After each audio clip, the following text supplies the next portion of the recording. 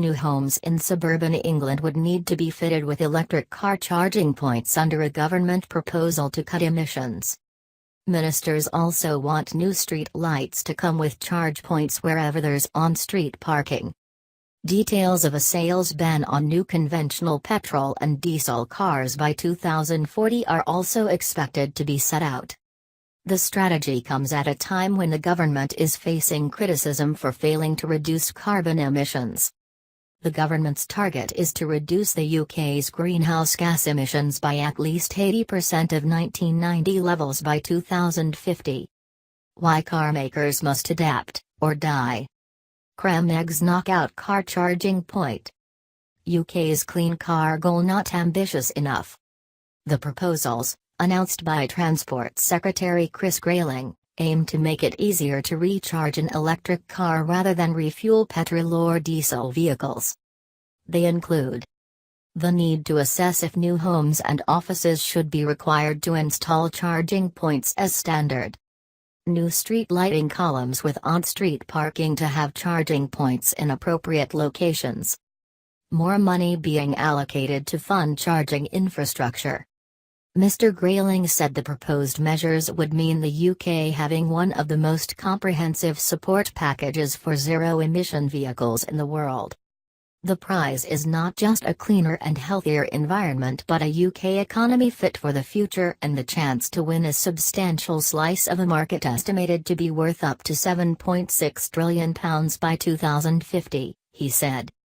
Analysis by BBC Environment analyst Roger Harrobin. The government's Road to Zero strategy has been delayed by a dispute over what sort of cars should be allowed to be sold after 2040. The government's climate change advisors say carbon emissions from vehicles must be stopped by 2040 if the UK is to achieve its demanding long-term targets for protecting the climate.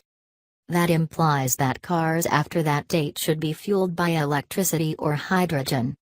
But car makers like Toyota, which have specialized in hybrid petrol-electric vehicles, have been arguing that as most journeys are fairly short it doesn't make sense to carry a battery big enough to make a 200-mile trip.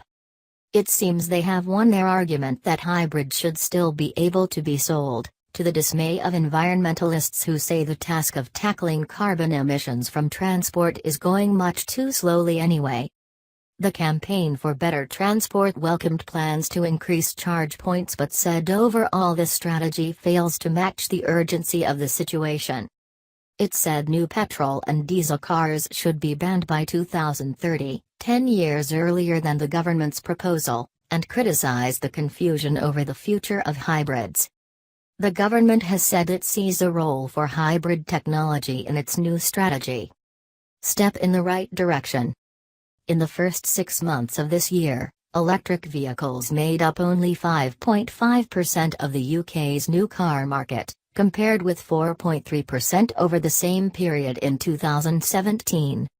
The RAC Foundation, a motoring research charity, found that growth in the electric car industry was hampered by a lack of widespread, reliable and easy-to-use public charging points. Research by the AA showed 8 out of 10 drivers see the lack of charging points as a stumbling block to buying an electric car. The motoring organization said the proposals were a step in the right direction, adding that there is still much to do to wean drivers off petrol and diesel cars.